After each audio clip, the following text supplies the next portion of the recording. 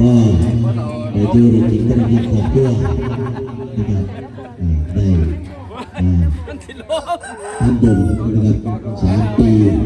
ปีนี้เป็นปีที่2ได้เชิญเด้อพี่น้องบ้านเฮานะครับเพื่อนเด็กข้าวทุกพอเวลากับประชาสัมพันธ์ไปแล้วนะครับได้การ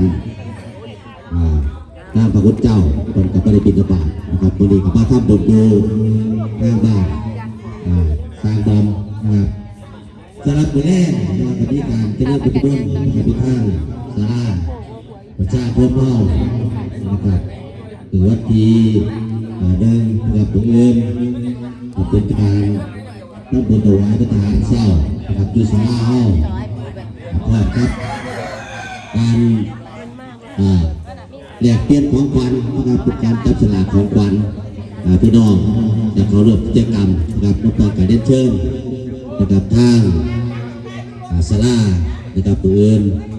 แลกเจริญพุทธมนต์หรือช่วงเศร้าเป็นการ